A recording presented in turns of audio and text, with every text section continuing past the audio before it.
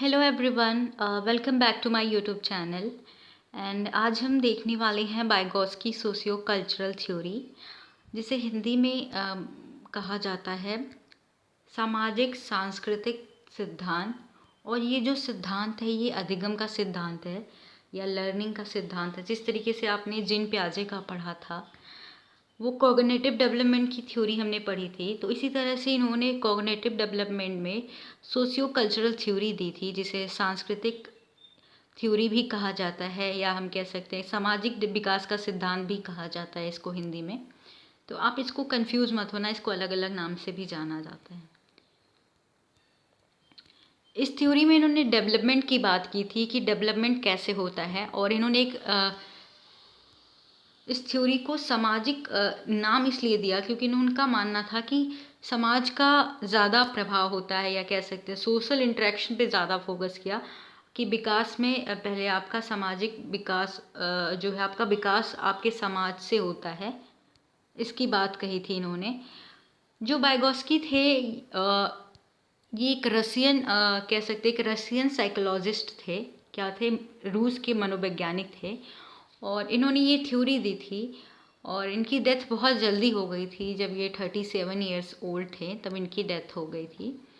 तो इनकी जो थ्योरी है ये जीन पियाजे की थ्योरी से थोड़ा अलग है। जैसे कि जीन पियाजे की जो थ्योरी थी उसमें ज़्यादातर कॉग्निटिव कहते हैं कि संज्ञानात्मक विकास पे ज़्यादा फोकस किया था, कि जो विकास होता है वो संज्ञानात्मक होता है। आपने अगर पढ़ा है उसमें उन्होंने 4 स्टेज बताया था, जबकि इनका मानना था कि विकास जो होता है वो सोशल इंटरेक्शन के साथ होते हैं, फैक्टर होता है जो आपके डेवलपमेंट को प्रभावित करता है। मतलब कि पहले आपका इनसे इंटरेक्शन होगा इन सब चीज़ों से, तब आपका विकास होता है, जबकि उसमें ऐसा नहीं था जीन पियाजे के। तो बेसिकली ये थ्योरी है क्या, इसको देख लेते हैं। It emphasizes the crucial influence that social interaction and the language embedded within a culture context have on cognitive development। देखिए इसमें बेसिकली यही कहा जा रहा है कि जो आपका संज्ञानात्मक विकास होता है वो आपका जो सोशल इंटरेक्शन होता है, जो सामाजिक अंतःक्रिया होती है, कह सकते हैं लोगों के साथ मिलना जुलना, और जो आपका भाषा होता है या लैंग्वेज होती है वो आपके इस विकास में महत्वपूर्ण होता है। आपका विकास इससे होता है, पहले आप लोगों के साथ जुड़ोगे, जैसे आपका इंटरेक्शन होगा लोगों के साथ, तब आपका ये विकास होता है। पहले आपका इंटरेक्शन होगा, देन आपका विकास होता है। मतलब लोगों के साथ जुड़ने के बाद आपका विकास होता है, इसमें इन्होंने ये बताया है। ठीक है, जो लैंग्वेज होता है और सोशल इंटरेक्शन होता है ये आपके कॉग्निटिव डेवलपमेंट को प्रभावित करता है, आपके विकास में महत्वपूर्ण होता है, इससे ही आपका संज्ञानात्मक विकास होता है, इन्होंने ये बताया है। ठीक है, तो इन्होंने जो सोशल इंटरेक्शन की बात कही है तो हम इसकी बात कर लेते हैं कि सोशल इंटरेक्शन होता क्या है। जैसे नाम से समझ आ रहा है सामाजिक अंतःक्रिया, इसको हिंदी में कहते हैं सामाजिक अंतःक्रिया। और सामाजिक अंतःक्रिया क्या होती है? लोगों के साथ मिलजुल कर रहना, समाज के लोगों के साथ, चाहे वो आपके फ्रेंड्स हो, टीचर हो या फैमिली हो। तो ठीक है, देखिए यहाँ पे इसमें कहा जा रहा है कि Vygotsky emphasize that effective learning happens through participation in the social activities। Social activities या ग्रुप एक्टिविटीज़ कहते हैं लोगों के साथ जुड़ना, लोगों के साथ रहना। जैसे एक छोटा बच्चा होता है अपने फैमिली के लोगों के साथ रहता है, इस तरीके से पार्टिसिपेशन होता है। तो इन्होंने ज़्यादा फोकस आपके सोशल एक्टिविटीज़ पर किया है। Then parents, teacher and others adults in the learners environment all contribute to the process. देखिए आपका जो विकास होता है, आपका कॉग्निटिव विकास होता है, वो आपके पेरेंट्स, टीचर और एडल्ट्स जो होते हैं उनके साथ या ऐसे परिवेश में रहते हैं जो आपके इस विकास में मदद करते हैं। ठीक है, किस तरीके से मदद करते हैं? Like they explain models, assist, give direction and provide feedback. देखिए वो आपके विकास में किस तरीके से महत्वपूर्ण भूमिका निभाते हैं, आपको गाइडेंस प्रोवाइड करके, आपको सपोर्ट प्रोवाइड करके। ठीक है, peers on the other hand cooperate and collaborate and enrich the learning experience। जो आपके peers होते हैं, आपके सहपाठी होते हैं, आपके साथ कोऑपरेट करते हैं, आपके साथ सहयोग करके आपकी लर्निंग में आपकी लर्निंग को बढ़ाते हैं। तो ये जो थ्योरी है लर्निंग की ही सिद्धांत की बात कर रहे हैं, चाहे वो कॉग्निटिव डेवलपमेंट की है, वो भी अधिगम का ही सिद्धांत था। तो इन्होंने बताया कि जो आपके दोस्त हैं, सहपाठी हैं, जिसके साथ आप रहते हो, सोशल इंटरेक्शन होता है वो आपके विकास को प्रभावित करता है, मतलब आपका विकास होता है इन लोगों के साथ रहने के लिए। सपोज देखिए ये इंटरेक्शन की बात करें तो this child is learning to walk with the help of a parent, ठीक है, अपने पेरेंट के साथ की, या कह सकते हैं एक सपोर्ट के साथ चलना सीख रहा है। The parent holds both hand so that the child doesn't have to focus on both balance and moving her feet, ठीक है। जो पेरेंट्स है बच्चे के हाथ को पकड़ ले रहे हैं ताकि जो बच्चा है इजीली वॉक कर सके। तो बेसिकली आपको एक सपोर्ट की ज़रूरत है, या सोशल इंटरेक्शन कहते हैं, तो आप इस तरीके से सीख ले रहे हो, ठीक है। Soon this child will be able to walk and run by herself. जल्दी ही क्या होता है कि आप में ये विकास हो जाता है और आप खुद सीख जाते हो, अपने आप से चलना शुरू कर देते हो, ठीक है। तो जो ये सपोर्ट मिल रहा है ना, ये टेम्पररी होता है, मतलब अस्थायी सपोर्ट होता है जो आपको सिखाता है और फिर आप अपने आप उसको अचीव कर लेते हो। तो इस तरीके से आपका विकास होता है, ऐसा वाइगोत्स्की ने कहा था, ठीक है। देन अब मैंने दूसरी बात कही जी थी जो लैंग्वेज है, जो वाइगोत्स्की ने फोकस किया था लैंग्वेज। तो लैंग्वेज किस तरीके से आपके विकास में महत्वपूर्ण है, या आपका विकास लैंग्वेज से होता है। देखिए, language can be viewed as a verbal expression of culture. जो भी आपके कल्चर हैं उनका एक वर्बल एक्सप्रेशन, मतलब जो बोल के हम करते हैं। Every culture has the word it needs for its life style. It opens the door for learner to acquire knowledge that other already have. देखिए, बच्चा जब छोटा होता है, मान लीजिए छोटा भी बच्चा है, हम क्या करते हैं, एक दूसरे को कॉपी करते हैं, जो लैंग्वेज बोली जाती है उसको सीखते हैं। मान लीजिए जो भाषा आपके घर में प्रयुक्त होती है, चाहे वो मम्मा पापा जो भी बोलता है, इस तरीके से आपका विकास होता है। आपके लैंग्वेज किस तरीके से आपके विकास में प्रभावित करता है ये बताया है। तो बेसिकली भाषा जो होता है, भाषा से भी हमारा विकास होता है, हम बोलना सीख लेते हैं, हम शब्दों को समझना सीख जाते हैं। तो it serve as a social function but it also has an important individual function. देखिए, आपका ये सामाजिक सोशल फंक्शन की तरह भी काम करता है, एक सामाजिक क्रिया की तरह भी काम करता है आपके विकास में, और एक इंडिविजुअल भी आपके लिए भी वर्क करता है। जैसे कि आप खुद अपने आप से बोलना सीखते हो, अपने आप, जैसे बच्चा जब अपने आप कोई वर्ड सीख जाता है तो वो खुद से बोलना सीख जाता है, तो वो अपने आप से बात करना शुरू करता है। तो इसको हम क्या कहते हैं, private speech. Private speech is a form of self talk that guides the child thinking and action. जो आपके बच्चा जब कुछ सीख जाता है कोई भी लैंग्वेज, तो उसका विकास हो जाता है। तो ये विकास क्या, उसको रिपीट करने लगता है। जब वो अकेले रहता है तो इंडिविजुअल डेवलपमेंट करता है, वो उस बात को दोहराता रहता है जब छोटा सा बच्चा रहता है, ठीक है। इस तरीके से विकास होता है। बट और इस थ्योरी में हम बात करेंगे कि जोन ऑफ प्रॉक्सिमल डेवलपमेंट क्या होता है, या जेडपीडी क्या होती है। जेडपीडी बहुत बार पूछा जाता है क्या होता है, या आपके सी टेट रीट में या यूपी टेट में आता है। तो इन्होंने थीम्स यूज की थी, 3 थीम्स यूज की थी। ये क्या है इसको मैं बता रही हूँ। फर्स्ट आपका है जोन ऑफ प्रॉक्सिमल डेवलपमेंट। इन्होंने बात की थी इस जोन की, या हम कह सकते हैं निकटतम बिंदु किसे हिंदी में कहा जाता है, आई गेस। ये क्या होता है ZPD? This is an important concept that relates to the difference between what a child can achieve independently and what a child can achieve with the guidance and encouragement from a skilled partner. According to Vygotsky, learning occurs here. देखिए, ZPD is what? ZPD जो zone of proximal development है, ये जो बच्चे को खुद आ रहा है, एक गैप होता है, समझिए एक गैप है जो बच्चा अपना एक्चुअली जो परफॉर्म कर रहा है और उसको कहाँ तक जाना है। अगर मान लीजिए उसका ये लक्ष्य है, ये गोल है, ठीक है, इस तक जाने के लिए जो गैप होती है आपकी, वो जेडपीडी कहा गया है। इसको हम पिक्चर्स के माध्यम से भी समझेंगे। तो Vygotsky sees the ZPD as the area where the most sensitive instruction or guidance should be given, allowing the child to develop skills they will then use on their own, developing higher mental function. Basically क्या होता है कि एक area होता है जहाँ पे आपको इंस्ट्रक्शन गाइडेंस प्रोवाइड किया जाता है, जो जोन ऑफ प्रॉक्सिमल डेवलपमेंट होता है। इसमें ये समझिए एक गैप होता है। इस पिक्चर के माध्यम से हिंदी में समझ लेते हैं, जो कुछ हम जानते हैं, मान लीजिए जो बच्चा पहले से आप जान रहे हो और जो कुछ हम नहीं जानते, उसके बीच के एक रिक्त स्थान को कहते हैं। जैसे मैंने बताया कि आप यहाँ हो, आपको ये चीज़ें पता है और आपका लक्ष्य ही ये हासिल करना, ठीक है। तो इनके बीच का जो ये गैप है ना, ये आपका होता है जोन ऑफ प्रॉक्सिमल डेवलपमेंट, जिसमें आप किसी की मदद भी लेते हो, गाइडेंस की ज़रूरत होती है। तो इस रिक्त स्थान को जोन ऑफ प्रॉक्सिमल डेवलपमेंट कहते हैं। जैसे कि इस पिक्चर से समझिए, हिंदी में ये वास्तविक विकास स्तर, ये आप जिस अभी विकास के स्तर पे, मान लीजिए आप आप अभी क्या है, आप यूपी टेट की प्रिपरेशन कर रहे हैं, ये आपका कोर्स यूपी टेट के लिए है, और आपको अभी बिना प्रिपरेशन अभी कुछ गाइडेंस नहीं मिला है, तो आप कितना स्कोर करते हो, आप 70 स्कोर करते हो, ठीक है। लेकिन आपका जो लक्ष्य है, आपके यूपी टेट का लक्ष्य कितना है, 90, आपको 90 स्कोर करना है, ठीक है। तो इसको स्कोर करने के लिए जो ये गैप है इस दोनों के बीच में, कि आपको यहाँ तक पहुँचना है, इस गैप को हम कहते हैं जोन ऑफ प्रॉक्सिमल डेवलपमेंट या जेडपीडी कहते हैं, ठीक है।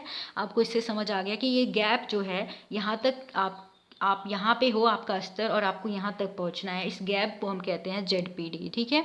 और जेडपीडी में जो आप गाइडेंस लेते हो, आप मदद लेते हो किसी की, चाहे वो किसी की वीडियो देख के या यूट्यूब से या कोई भी गूगल के कंटेंट पढ़ के लेते हो, वो आपका सपोर्ट होता है, और सपोर्ट के माध्यम से आप यहाँ तक 90 स्कोर करते हो, तो ये आपका ये गैप ही है आपका जोन ऑफ प्रॉक्सिमल डेवलपमेंट, ठीक है। देखिए इसमें भी यही है, तो zone of proximal development, what's need to be done to take a learner where he needs to be, जहाँ पे उस लर्नर को ले जाना है, सीखना है। अभी आप यहाँ पे, मान लीजिए आप यहाँ हो और आपको यहाँ तक पहुँचना है, यहाँ तक पहुँचना है कि व्हाट यू, जो आप नहीं कर सकते, what I can't do and what I can do, यहाँ पे आप you can do this but you can't do this. तो इस यहाँ तक पहुँचने के लिए जो ये गैप है आपका, ये आपका जोन ऑफ प्रॉक्सिमल डेवलपमेंट हो जाता है, ठीक है। और ये आपको जैसे मैंने बताया कि आपका ये लेवल है, आपको 90 स्कोर करना है, और ये आपको 90 स्कोर करना है, ये आपने 70 स्कोर कर रहे हो, लेकिन आपको यहाँ तक पहुँचना है, तो इस गैप को ही हम कहते हैं जोन ऑफ प्रॉक्सिमल डेवलपमेंट। और जहाँ पे अभी हो आप, वो आपका एक्चुअल लेवल होता है, और जहाँ पे आपको पहुँचना है वो पोटेंशियल लेवल होता है। तो जो भी आपको यहाँ एक टर्म यूज होता है, जो भी आपको यहाँ पे सपोर्ट मिल रहा है, चाहे आप यूट्यूब से वीडियो देख रहे हो, चाहे इंस्ट्रक्शन कोई आपके टीचर गाइड कर रहे हैं आपको, इसको क्या कहते हैं, स्कैफोल्डिंग। तो स्कैफोल्डिंग क्या होती है वो भी मैं आपको आगे बताऊंगी। देखिए जो आपको सपोर्ट मिलता है उसको हम कहते हैं मोर नॉलेजेबल अदर, मोर नॉलेजेबल देन अदर। MKO क्या होता है ये भी पूछ सकता है। तो जो आपको सपोर्ट मिलता है वो आपसे ज़्यादा जानता है, मतलब एक्सपीरियंस होता है उसके पास, तो इसको कहते हैं मोर नॉलेजेबल देन अदर, ठीक है। MKO refer to someone who has a better understanding और higher ability level than the learner। मान लीजिए लर्नर को कम आता है, तो ऑब्वियसली आप टीचर की मदद ले रहे हो, तो टीचर आपसे ज़्यादा जान रहा है, तो वही आपके MKO हो जाते हैं, मतलब more knowledgeable than other with the respect to a particular task, process और कंसेप्ट को आप लर्नर जो है, लर्नर अगर किसी की सपोर्ट ले रहा है जो आपसे ज़्यादा जानता है, लर्नर से ज़्यादा जानता है। फॉर एग्जांपल जैसे आप टीचर्स हो गए, आपके एडल्ट्स हो गए जो आपसे बड़े हैं, एडवांस स्टूडेंट मतलब जो आपसे इंटेलिजेंट ज़्यादा है, जो कंप्यूटर भी हो सकता है जो आपसे ज़्यादा एडवांस है, तो ये आपका ये हो जाता है, ठीक है। आपके फ्रेंड्स भी हो सकते हैं जो आपसे ज़्यादा जानते हैं, आपके MKO हो सकते हैं जो आपके सपोर्ट करते हैं। तो जैसा कि मैंने बताया कि व्हाट इज़ स्कैफोल्डिंग, एक टर्म आएगा, स्कैफोल्डिंग क्या होता है, ये वेगोस्की ने ये टर्म यूज़ किया है, स्कैफोल्डिंग क्या होती है। तो जैसे मैंने आपको बताया कि आपका ये एक्चुअल लेवल है, आप यहाँ पे हो, लर्नर आप अभी यहीं तक है, लेकिन आपको यहाँ तक पहुँचना है। इस गैप को फिल करने के लिए आपको किसी की सपोर्ट चाहिए, आपको यहाँ तक पहुँचने के लिए आप वीडियो देखते हैं, यूट्यूब की वीडियो देखते हो, इस सपोर्ट्स या गाइडेंस को ही हम कहते हैं स्कैफोल्डिंग, ठीक है। तो क्या होता है इसकी definition, refers to the support और assistance that lets the child accomplish a task he she can not accomplish independently, मतलब जो अचीव नहीं कर सकता, उस टास्क को करने के लिए जो सपोर्ट चाहिए होता है, या अचीव नहीं कर सकता, हम कह सकते हैं उस टास्क को कर नहीं सकता, मतलब जहाँ पे है उस टास्क को अचीव करने के लिए, उस नंबर को अचीव करने के लिए जो सपोर्ट चाहिए, या कह सकते हैं उसको हम कहते हैं स्कैफोल्डिंग। सो बेसिकली जैसा कि मैंने बताया क्या होता है कि रिफर्स टू द सपोर्ट और assistance that lets the child accomplish a task he she can not accomplish independently, मतलब वो सपोर्ट होता है या कह सकते हैं वो गाइडेंस होता है, जो बच्चा वो कार्य खुद नहीं कर सकता, उसे कंप्लीट करने के लिए, या कह सकते हैं उसे अचीव करने के लिए किसी की सपोर्ट की ज़रूरत होती है, कोई जो सपोर्ट चाहिए होता है या कोई भी गाइडेंस चाहिए होता है, वो ऑब्जेक्ट जो होता है या कह सकते हैं जो थिंग्स होता है जो यूज किया जाता है, दैट इज स्कैफोल्डिंग, ठीक है, उस कार्य को अकॉम्प्लिश करने के लिए, ठीक है। तो अकॉम्प्लिश में क्या होता है कि it should involve the judicious assistance given by the adult और peer so that the child can move from zone of actual to zone of proximal development, ठीक है। ये बेसिकली ये चाहे आपके एडल्ट्स हो सकते हैं, आपसे बड़े हो सकते हैं, आपके पीयर ग्रुप्स हो सकते हैं, आपके टीचर्स हो सकते हैं, या कोई भी यूट्यूब वीडियो देख रहे हो वो आपके भी स्कैफोल्डिंग हो सकते हैं, जो आपको मतलब इस लेवल पे आपने बताया कि आपने 70 स्कोर किया, आपको 90 स्कोर करना है। तो ये जो यहाँ पे आप सपोर्ट ले रहे हो, चाहे वो कोई भी यूट्यूब की वीडियो देख रहे हो, टीचर्स का सपोर्ट ले रहे हो, या कोई भी कंटेंट गूगल से ले रहे हो, तो आपका वो सपोर्ट ही क्या हो जाएगा, इसके फोल्डिंग हो जाएगी, जो आपको एक्चुअल जोन से आपको ZPD तक ले जा रहा है, मतलब जोन ऑफ प्रॉक्सिमल डेवलपमेंट आपके गोल तक ले जा रहा है, आपका स्कैफोल्डिंग हो जाएगा। स्कैफोल्डिंग को हम ढांचा भी कह सकते हैं, हिंदी में हम इसे स्ट्रक्चर या ढांचा कह सकते हैं, जो टीचर्स यूज़ करता है आपको वहाँ तक ले जाने के लिए। लाइक हिंदी में क्या होता है देखिए, कि जिसमें बच्चों को दिए जाने वाला निर्देश की मात्रा, हम कह सकते हैं कि जो भी गाइडेंस दी जाती है, गाइडेंस की जो मात्रा होती है वो तथा स्वरूप उनके विकास स्तर के अनुरूप होता है। लेकिन मैं बता दूं, ये जो गाइडेंस ये मिलता है एक टेम्पररी होता है, मतलब अस्थायी होता है, कुछ समय बाद हटा दिया जाता है। ये जो सपोर्ट मिल रहा है, जब आप अपने लक्ष्य तक पहुंच जाते हो तो ये हटा दिया जाता है, ताकि आपको कैपेबल हो जाते हो खुद। तो बच्चों को जो गाइडेंस दिया जाता है वो उसकी मात्रा होती है। तो बच्चों को दिया जाने वाला समर्थन या सहयोग तब वापस ले लिया जाता है, जैसे कि मैंने बताया ये टेम्पररी होता है, फिर हटा दिया जाता है, ठीक है। फिर वो हटा लिया जाता है जब बच्चा स्वतंत्र रूप से किसी काम को करने लग जाता है, जब वो खुद इसको करने लगता है। जैसे कि मैंने बताया कि वॉक करने के लिए जैसे पेरेंट्स की मदद ली, कुछ दिन बाद बच्चा खुद चलने लगता है, तो इस तरीके का होता है। इस प्रक्रिया में बड़े या शिक्षक की तरह उस समय समर्थन वापस लिया जाता है, जब बच्चा उस क्षमता या आत्मविश्वास के साथ कोई काम करना सीख जाता है। जब आप उस लेवल तक पहुंच जाते हैं, वो सीख लेते हो उस काम को करना, तो ये सपोर्ट हटा दिया जाता है या इसके फोल्डिंग हटा दी जाती है जब उस कार्य को सीख जाते हो, ठीक है। तो स्केप फोल्डिंग का अनुवाद ढांचा निर्माण किया गया है। इसका तात्पर्य है छात्रों को सीखने और समाधान के लिए दिए जाने वाला समर्थन। As I already told you कि यही होता है कि जो आपको सपोर्ट मिलता है, यह ढांचा होता है जो आपको सपोर्ट करता है आपके जोन ऑफ प्रॉक्सिमल डेवलपमेंट तक पहुंचने के लिए। यह समर्थ मतलब आउट ऑफ आपके जो जहाँ तक आप नहीं पहुंच सकते, जो कार्य नहीं कर सकते, उसके लिए जो सपोर्ट मिलता है।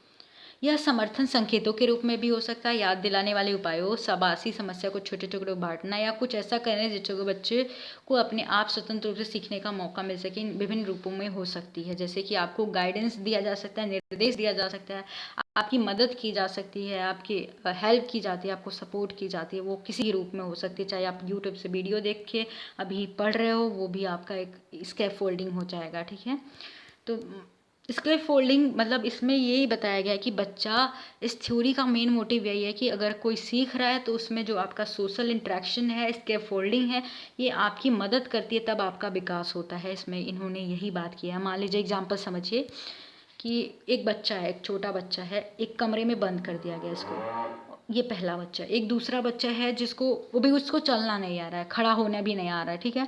ये दूसरा बच्चा, इसके साथ कुछ बॉक्स वगैरह, टेबल, चेयर रख दिया गया है, ठीक है। इसके इस बॉय के साथ कुछ नहीं, इस लड़के के साथ कुछ नहीं रखा है, ये खाली कमरा है, ठीक है। इसके फोल्डिंग का बता रही हूँ मैं। लेकिन ये बच्चा कुछ नहीं कर पा रहा है, खड़ा भी नहीं हो पा रहा है उस कमरे में, क्योंकि कोई ऑब्जेक्ट्स नहीं है, ठीक है। लेकिन ये जो बच्चा है, आप समझिए कि कैसे सोशल इंटरेक्शन मदद कर रहा है इस लर्निंग में या सीखने में, जो बाइगोस्की कहना चाह रहे थे वो मैं बता रही हूँ। और लेकिन ये जो बच्चा है इन ऑब्जेक्ट को ले रहा है, इन ऑब्जेक्ट को इकट्ठा करके उनको एक बड़ा सा दीवार जैसा बना रहा है बैठ के, फिर उसी का सहारा लेके वो खड़ा हो गया, ठीक है। लेकिन ये बच्चा अभी खड़ा नहीं हो पाया, क्यों?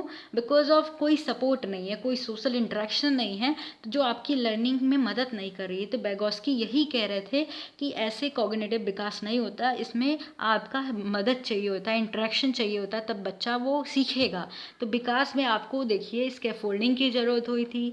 आपको जहाँ तक आप नहीं पहुँच पा रहे, उसके लिए आपको जोन ऑफ प्रॉक्सिमल डेवलपमेंट से आगे बढ़ने के लिए आपको सपोर्ट की ज़रूरत पड़ी, स्कैफोल्डिंग की ज़रूरत पड़ी, इंटरेक्शन की ज़रूरत होती है, जबकि इसमें ये फेल हो गया, ठीक है। इस तरीके का एक प्रैक्टिकल एग्जाम्पल के थ्रू आप समझ सकते हैं कि ये बैगोस्की कहना चाह रहे थे। तो इससे कुछ क्वेश्चन है जो एग्जाम में आता है, वो पढ़ लेते हैं कि व्हाट इज़ ZPD, या ZPD का फुल फॉर्म क्या है। मैंने बहुत बार रिपीट किया है, तो जोन ऑफ प्रॉक्सिमल डेवलपमेंट होता है इसका। किस मनोवैज्ञानिक से अधिगम में संस्कृति का योगदान माना जाता है? ये कल्चरल थ्योरी मैंने बताई, तो ये बाइगोस्की हैं आपके, सबसे बहुत बार पूछा जाता है। तो बाइगोस्की कहाँ के मनोवैज्ञानिक थे? मैंने बताया आपको, ये रशियन या रूस के थे। देन मैंने आपको ये भी बताया था कि अंतःक्रिया भी अधिगम का सहायक है। ये कौन से मनोवैज्ञानिक मानते हैं? जैसे मैंने बताया सोशल इंटरेक्शन या इंटरेक्शन जो होती है, वाइगोत्स्की ने ही बताया है इसको कि अधिगम क्रिया में या सीखने में मदद के लिए। तो जेपीडी की अवधारणा किस मनोविज्ञानी में दी? ये वाइगोत्स्की है। ये आई थिंक आपको क्लियर हो गया होगा। ये क्वेश्चन है जो इम्पोर्टेंट है। आई होप आपको होगी। तो अगर वीडियो पसंद आती है तो प्लीज़ लाइक करें, शेयर करें और सब्सक्राइब करें मेरे चैनल को। Thank you.